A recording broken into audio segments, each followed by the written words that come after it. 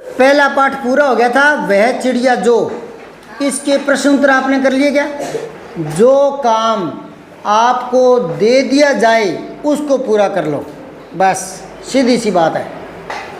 पहला पाठ पूरा हो गया था, प्रश्न उत्तर मैंने बता दिए थे, तो डाणी में जाकर अपने घर पर जाकर उसको पूरा करो, बस।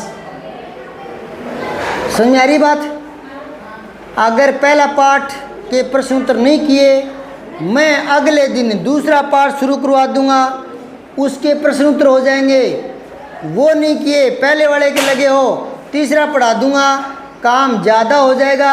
एक दिन में 3-3 पाठों के उत्तर होंगे नहीं और फिर डंडे पड़ेंगे, मुर्गा बनना पड़ेगा। तो आप अपना काम समय पर पूरा करो।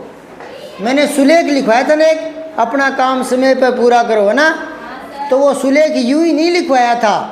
सुलेख एक तो सुंदर लिखने के लिए वो पंक्ति दी जाती है, एक वो पंक्ति सार युक्त होती है, उसको सूक्ति बोलते हैं, वो दिमाग में उतारने के लिए होती है। अगर मैंने सुलेख में दे दिया कि कभी झूठ मत बोलो, तो वो कॉपी पर ही लिखने की नहीं होती, यहाँ भी लिखो कि जिंदगी में झूठ नहीं बोलना कभी। समझ में आ रही मैं क्या बोल रहा हूँ? तो अपना काम खुद करो और अपना काम समय पर करो। समझ में आ रही है?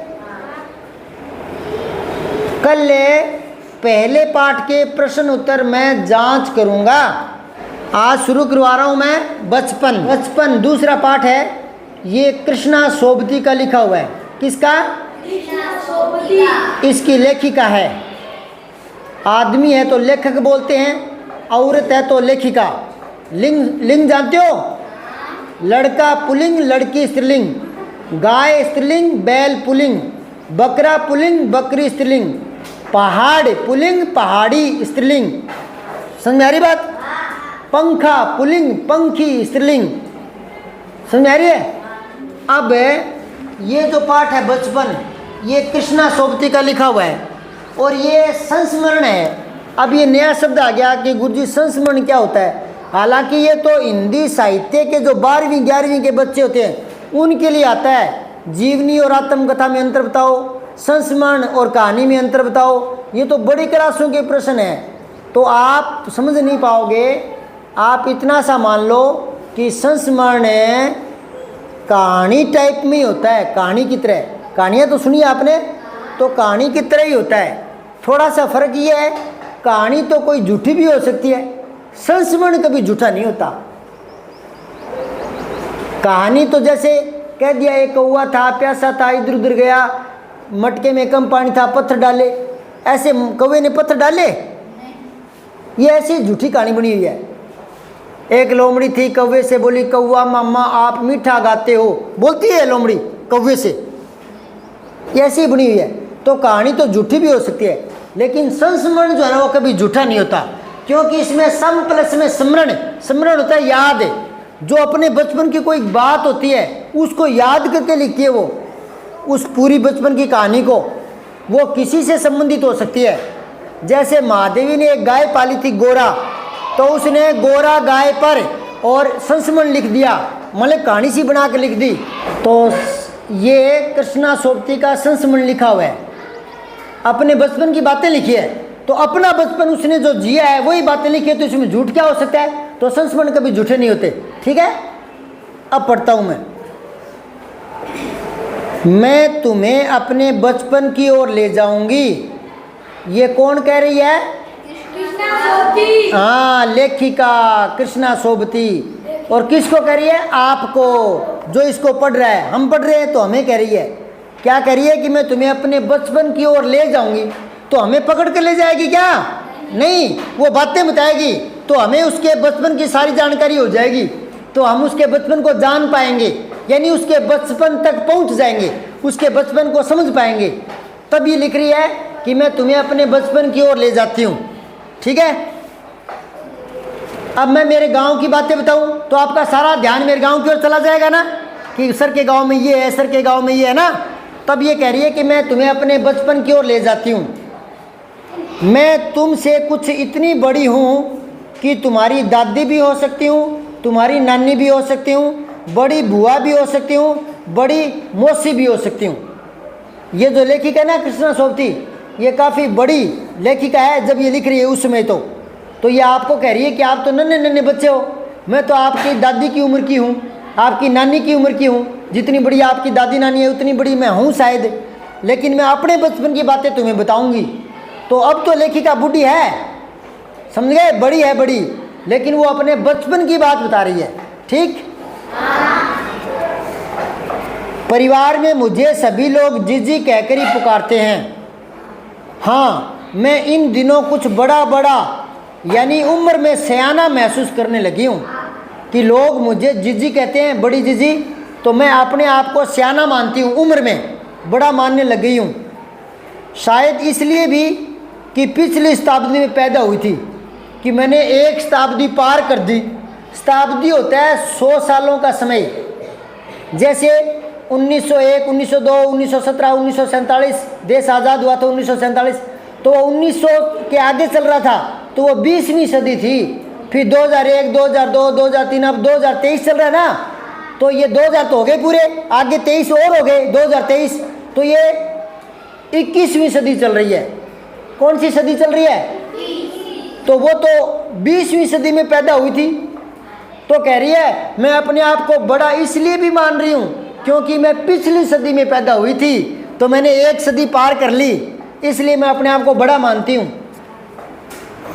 मेरे पहनावे ओढ़ने में भी काफ़ी बदलाव आ गया है कि पहले जब मैं बचपन में कैसी थी, क्या पहनती ओढ़ती थी, और अब मेरा पहनावा बदल गया। और वैसे भी बेटा, छोटे बच्चों की ड्रेस में और बड़े आदमियों की ड्रेस में अंतर होता है। छोटे बच्चों को तो रंग बिरंगा कैसे ही पहना दो सुंदर लगता है, लेकिन आपके जो बड़े बुजुर्ग हैं उनको रंग बिरंगे लाल पीले का वो पहना देंगे तो गंदे लगेंगे ना। तो बड़े लोग होते हैं उनको फीके कलर अच्छे लगते हैं, ज़्यादातर सफ़ेद वगैरह, समझाई, या हल्के कलर के। और बच्चे होते हैं वो तो लाल पीला सफ़ेद यूँ कई रंग का पहन के आ जाते हैं, उनके तो जच जाता है, सुंदर लगता है।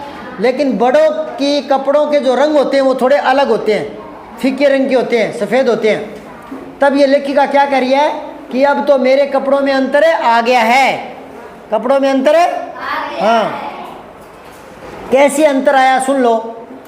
पहले मैं रंग बिरंगे कपड़े पहनती रही हूँ, नीला, जामुनी, ग्रे, काला, चॉकलेटी। अब मन कुछ ऐसा होता है कि सफ़ेद पहनो।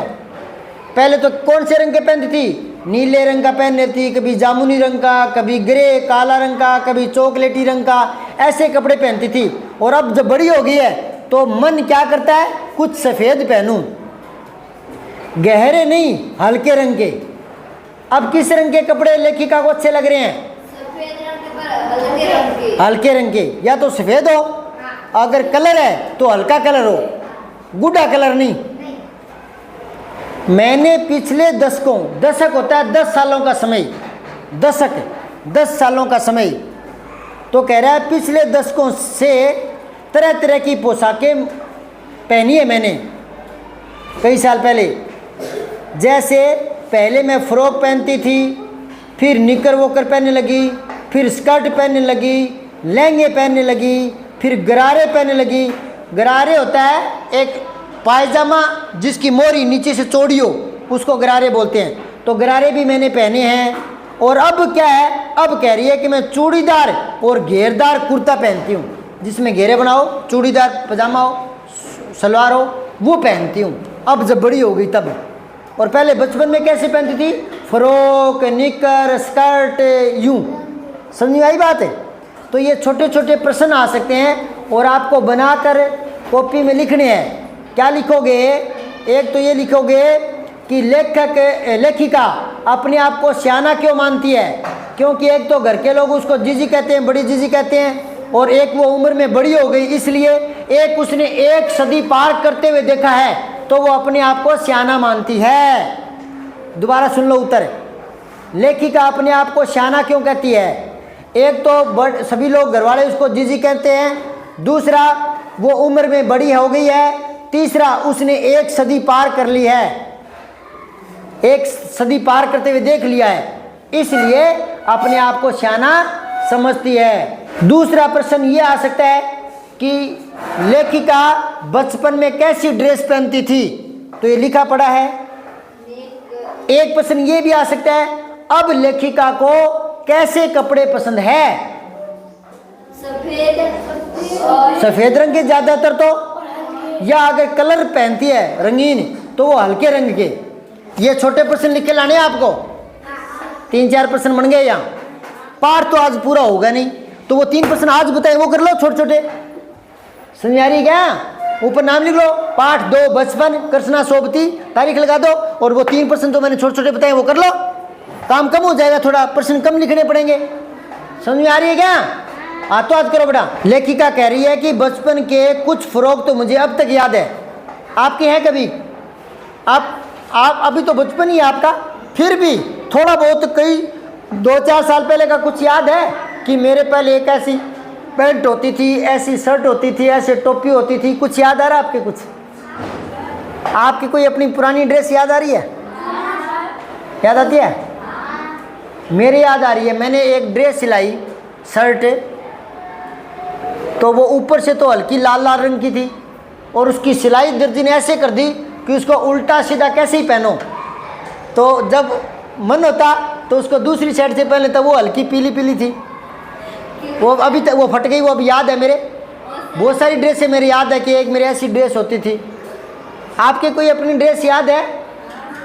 याद करो कि मेरे पास मामा जी ने ऐसी टोपी ला कर दी थी, वो मैंने कई दिन पहनी थी, फिर वो फट गई या पड़ी है या छोटी हो गई। कईयों के तो बचपन के कपड़े भी मम्मी संभाल के रखती है, और बड़े होते तब दिखाते हैं कि जब तू 5 साल का था तो तेरी ऐसी निकर थी, ऐसी पैंट थी। चलो आगे देखो। हल्की नीली और पीली धारी वाली एक फ्रॉक तो लेखिका को अभी तक याद है।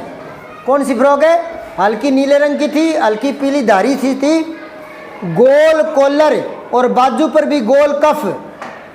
कफ होता है ये जो बाजू के यहाँ से होता है ना, जिस पर बटन लगाते हैं, ये तो सिंपल कपड़ा होता है। फिर यहाँ जो बाजू होती है उसको डबल होती है ना, डबल सिलाई, उसको कफ बोलते हैं। ठीक है, ये कफ जो किताब में लिखा है, इसके नीचे बिंदी है, उसको नुक्ता बोलते हैं। ये अरबी फारसी का शब्द है, ठीक है। लेकिन अगर आप ये नुक्ता नहीं लगाओगे तो दूसरा शब्द बनेगा कफ। कफ वो होता है बलगम, ठीक है। झाग को भी बोलते हैं, झाग को भी। ये 2 शब्द है, कभी कभी युग्म शब्द में काम आते हैं, जब बड़े हो गए तब की बात है। अभी आप इतना याद रखो, ये जो कफ लिखा है ना, ये बाजू को बोलते हैं, जो यहाँ बटन लगाते हैं जिसमें, वो भाग है। एक हल्के गुलाबी रंग का बारीक चुन्नटों वाला घेरदार फ्रॉक लेखिका को अभी तक याद है। चुन्नट होता है सिलवट, सिलवट मतलब चिकन। कई बार हल्की हल्की सलाई सी पड़ी होती है ना कपड़े में, फ्रॉक में होती है ना, फ्रॉक में, तो उस तरह की फ्रॉक थी वो, हल्की हल्की सलवटें सी थी उसमें, वो लेखिका को अभी तक याद आ रही है। नीले गुलाबी रंग की एक फ्रिल भी थी। ये पहनने वाले कपड़ों के नाम हैं उनके। उन दिनों फ्रॉक के ऊपर की जेब में रुमाल और बालों में इतराते रंग बिरंगे रिबन का चलन था। आजकल तो कोई रिबन नहीं डालता। पहले की जो लड़कियां थी बालों में लाल पीले रिबन डालती थी, चोटी के साथ रिबन लगाती थी। तो धीरे धीरे ज़माना बदल रहा है तो पोशाक बदल जाती है।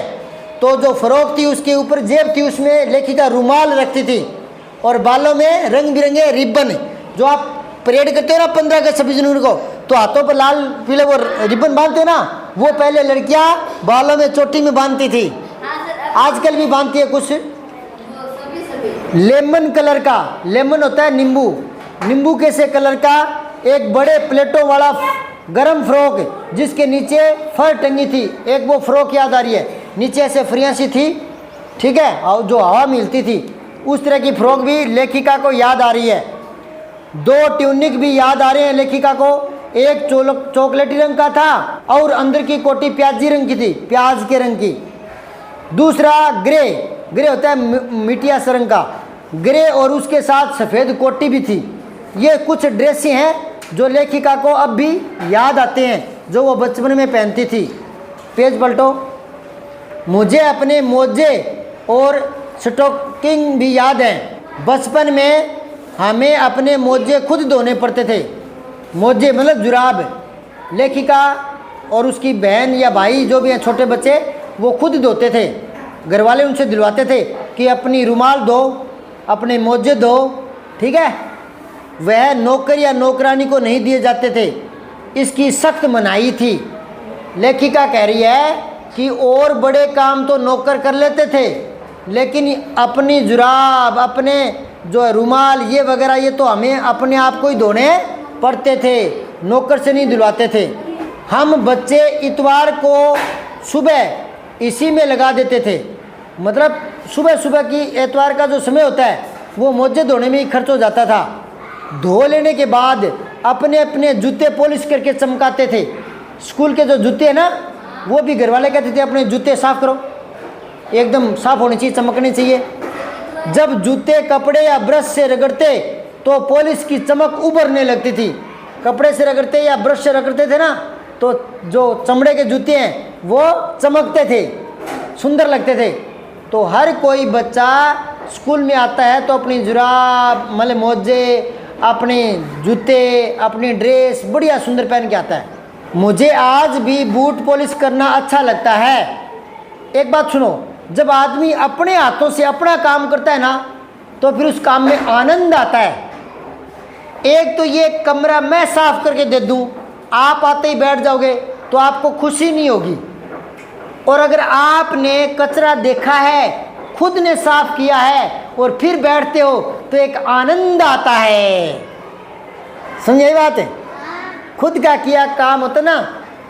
अब एक तो आपकी कॉपियाँ मैं जचा कर दूं, एक आप खुद उसको सील करके, फटा तो गोंद लगा करके, उस पर जिल्द चढ़ा करके और फिर बैग में रखोगे तो फिर वो आपको शांति महसूस करवाएगी, ठीक है। तो लेखिका कहती है कि वो पॉलिश करना तो मुझे आज भी अच्छा लगता है। हालांकि अब नई नई किस्म के शू आ गए हैं। शू मतलब जूते, अब पॉलिश वाले भी नहीं हैं, कोई रेगजिन के आ गए, कोई कपड़े के आ गए। कहना होगा कि ये पहले से कहीं ज़्यादा आरामदेह है। आजकल वाले जूते ना आराम वाले हैं, मुलायम है, कोमल है। पहले ज़्यादातर जूते चमड़े के होते थे और चमड़ा पैरों के लगता था। दादा के जूतियाँ देखिए, है ना, और जूती पहनते तो पैरों में छाले हो जाते ना, तो सख्त होते थे वो, सख्त जूते। आजकल तो आरामदायक जूते बनने लगे। आजकल तो आरामदायक जूते बनने हाँ, लगे। हमें जब नए जूते मिलते थे ना, तो उनके साथ ही छालों का इलाज शुरू हो जाता। मतलब नए जूते लाते, पहनते तो एडियो पे छाले पड़ जाते, तो रुई वगैरह साथ में रखनी पड़ती थी, ठीक है। जब कभी लंबी सैर पर निकलते, लंबी सैर पर घूमने निकलते, तो अपने पास रुई जरूर रखते थे। क्यों भाई? छोटा सा प्रश्न आएगा, छोटा सा प्रश्न बना लेना खुद ही, एबेसदे का प्रश्न बनाना कि जब लेखिका बचपन में दूर तक सैर पर निकलते थे तो साथ में रुई क्यों रखते थे? तो 4 बना लेना ऐसे अपने आप ही। क्या? कि रुई उनको अच्छी लगती थी, रुई से वो खेलते थे, रुई जूते में डालते थे जब जूता लगता था। इनमें से कोई नहीं, ऐसे 4 ऑप्शन बनाना। तो इसका सही उत्तर क्या बन जाएगा? जूते लगते थे इसलिए पैरों में डालने के लिए रुई साथ रखते थे, ठीक है ना। खुद ही बनाया करो, खुद ही प्रयास किया करो, खुद ही प्रश्न बनाओ, खुद ही उत्तर लिखो, फिर मुझसे चेक करा लिया करो। फिर जो गलती है प्रश्न बनाने में, उत्तर लिखने में, वो मैं ठीक कर दूंगा, ठीक है। घर पर बना कर देखा करो ऐसे। और एक और, हर रोज एक पेज शाम को जरूर पढ़ा करो, किसी भी किताब का, कोई भी पाठ का 1 पेज रोज। तो इससे क्या होगा? महीने भर में आपके बोलने की गति बढ़ जाएगी, फर्राटे से बोलोगे। और एक जितना ज़्यादा पढ़ोगे तो वो शब्द आपके दिमाग में उतने ही ज़्यादा आएंगे, और दिमाग में शब्द बैठ गए तो लिखते समय गलत नहीं होंगे, ये फायदा मिलेगा। तो रोज 1 पेज पढ़ा करो। समझ आ रही है मैं क्या बोल रहा हूँ? जब कभी लंबी सैर पर निकलते तो अपने पास रुई जरूर रखते थे। जूता लगा तो रुई मोजे के अंदर, मोजे में रुई दबा लेते थे पैरों में, तो फिर वो छाले नहीं होते थे। हाँ, हमारे तुम्हारे बचपन में तो बहुत फर्क आ चुका है। आपसे कह रही है जो पढ़ रहे हैं, कह रही है लेखिका कि अब आपका जो बचपन है उसमें और हमारा जो पुराना बचपन था उसमें बहुत अंतर आ गया है। क्या अंतर आ गया है? देखो, ये प्रश्न है बड़ा, लिखना है आपको, आज लिखना है इसका उत्तर मैं बता रहा हूँ। प्रश्न क्या बनाओगे? लेखिका के बचपन में और आज के बचपन में क्या अंतर आ गया है? नहीं सर, ऐसे नहीं। लेखिका के बचपन में और हमारे बचपन में क्या अंतर है? समझ गए? अब इसका उत्तर आने वाला है, ध्यान से सुनना। हर शनिवार को हमें ऑलिव ऑयल और कैस्टर ऑयल पीना पड़ता था। उनकी माताजी शनिवार को तेल पिलाती थोड़ा थोड़ा सभी को बच्चों को और कहती कि बीमार नहीं पड़ोगे। ठीक है, मैं कभी कभी यहाँ आपने देखा है नीम के पत्ते खा लेता हूँ ना, तो मैं आपको क्या कहता हूँ कि नीम के पत्ते खाने से खून शुद्ध होता है, फुंसियाँ नहीं होती, चमड़ी पर रोग नहीं लगते।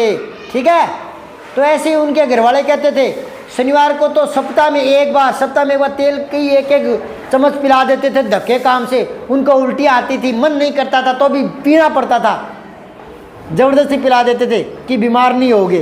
ठीक है, यह एक मुश्किल काम था। क्या मुश्किल काम था? तेल पीना। शनिचर को सुबह से ही नाक में इसकी गंध आने लगती थी। जैसे हमें पता लगता कि आज शनिवार है तेल पिलाएंगे, तो सुबह उठते ही उनको बदबू आती थी तेल की। छोटे शीशे के गिलास में, शीशा मतलब कांच के गिलास में, जिन पर ठीक खुराक के लिए, उचित खुराक के लिए निशान पड़े रहते थे। एक कांच का गिलास, उनके निशान होता था कि यहाँ तक डाल के सबको तेल पिलाना है, तो उस निशान तक तेल डाल के पिलाते थे और हमारा मन नहीं होता था पर पीना पड़ता था। उन्हें देखते ही मितली होने लगती थी। मितली मतलब उल्टी। जब मैं पढ़ाऊँ तब उंगली रखा करो मैं कहाँ पढ़ रहा हूँ, उन शब्दों को देखा करो। मितली कहाँ लिखा हुआ है? मितली दिख गया क्या? कैसे लिखा हुआ है? मी छोटी और ली बड़ी। मितली क्या होता है? उल्टी। जो चीज़ आपको पसंद नहीं है वो आपको खिलाएंगे तो उल्टी नहीं आएगी क्या? तो इसको भी मितली आती थी। क्यों? तेल पीने के कारण। मुझे आज भी लगता है कि अगर हम न भी पीते वह शनिवारी दवा यानी वो तेल, तो भी कुछ ज़्यादा बिगड़ने वाला नहीं था, सेहत ठीक ही रहती, पर फिर भी घर वाले पिलाते थे। तुम्हें बताऊंगी कि हमारे समय और तुम्हारे समय में कितनी दूरी आ चुकी है। यहाँ तक कि बचपन की दिलचस्पियाँ ही बदल गई। दिलचस्पी होता है जिसमें हमारा मन हो, तो वो दिलचस्पियाँ बदल गई आजकल। कैसे? क्या बदलाव आया? उसका उत्तर अब शुरू होगा। तो देखो, याद रहे उन दिनों कुछ घरों में ग्रामोफोन होता था। ग्रामोफोन होता है शब्द या ध्वनि को रिकॉर्ड करके सुना जाता है। तो कह रहा है उसमें रेडियो टेलीविज़न नहीं होते थे। आजकल टेलीविज़न होते हैं घरों में, पहले नहीं होते थे, ग्रामोफोन होते थे। हमारे बचपन की कुल्फ़ी अब आइसक्रीम बन गई, ये बदलाव आ गया। पहले हम क्या करते थे? कुल्फ़ी बोलते थे, कुल्फ़ी खाते थे। आजकल कुल्फ़ी को क्या कहने लगे? आइसक्रीम। और कचौड़ी, समोसा, पेटीज में बदल गए। आजकल बच्चे कहते पेटीज खा के आऊँगा, ऐसे ऐसे नाम लेती है मेरी गुड़िया। मुझे तो पता ही नहीं वो कैसी पेटीज होती है, ना ही मैं ऐसी चीज़ें खाता। ये बर्गर, पेटीज ये खानी भी नहीं चाहिए। समझाई बात है? मैदे की बनी होती है और मैदे की चीज़ें ज़्यादा नहीं खानी चाहिए। मोटे अनाज को खाना चाहिए, पाचन क्रिया सही रहती है। ये कचौड़ी पकौड़ी पता नहीं कौन से तेल में बार बार दिन भर वही कढ़ाई में तेल तलता रहता है, उसी में सेकते रहते हैं। तो ये तली हुई चीज़ें नहीं खानी चाहिए। क्या? तली हुई चीज़ें? हाँ, अपने घर का सीधा सरल सादा भोजन ही खाना चाहिए ताकि कभी बीमार ना पड़े। एक बात मैंने प्रार्थना में बताई थी, बीमार होकर दवा लेकर ठीक होना बढ़िया है या बीमार न होना बढ़िया है? तो खान पान का ध्यान रखें बेटे। प्रार्थना में जो बताता हूँ थोड़ा थोड़ा योगा किया करें। अब आगे देखो, सहतूत और फालसे और खसखस के शरबत अब कोक पेप्सी बन गए। ये अंतर आ गया। पहले क्या है? सहतूत का रस पीते थे, खसखस का रस पिला देते थे, शरबत पी लेते थे। अब वो क्या बन गया? पेप्सी, कोका कोला, ये बन गया। तो इतना बदलाव आ गया खान पान में। हालांकि ये पेप्सी कोका कोला भी नहीं पीना चाहिए। अगर ये पीने का मन करे कभी बाजार जाओ तो पेप्सी कोका कोला की खरीदारी मत करना, गन्ने का जूस पी लेना। समझ आई बात? नहीं तो आपके घर की छाछ लस्सी बढ़िया है, ये पिया करो, दूध पिया करो देसी गाय का, क्या बात है। ठीक है। उन दिनों कोक नहीं, लेमनेड यानी नींबू का रस ये मिलता था। शिमला और नई दिल्ली में बड़े हुए बच्चों को वेंगर्स और डेविको रेस्तरां की चॉकलेट और पेस्ट्रीज मज़ा देने वाली होती थी। ये वहाँ ना रेस्तरां बोलते हैं, ये जो होटल होते हैं ना उनको बोलते हैं। तो वहाँ ये कुछ चीज़ें मिलती थी, ये उनको अच्छी लगती थी। हम भाई बहनों की ड्यूटी लगती शिमला मॉल से ब्राउन ब्रेड लाने की। हमारा घर मॉल से, मतलब मॉल जो था ना बड़े शहर में मॉल देखे, तो कह रहा हमारा घर मॉल से ज़्यादा दूर नहीं था, एक छोटी सी चढ़ाई आती और गिरजा आता फिर और मैदान में पहुंच जाते जहाँ मॉल था। वहाँ से एक उतराई उतरते और सीधे मॉल पर कन्फेक्शनरी काउंटर पर तरह तरह की पेस्ट्री और चॉकलेट की खुशबू मन भावनी होती थी। वहाँ मॉल में जो आगे काउंटर होता है ना उनमें तरह तरह की चॉकलेट सजी होती थी, वो इनका मन मोह लेती थी। शेष भाग कल पढ़ेंगे, टाइम हो गया छुट्टी का। ठीक है, जितने 2-3 प्रश्न बनाए वो करा करके लाने आपको कॉपी में। ठीक है, मैं चेक करूँगा।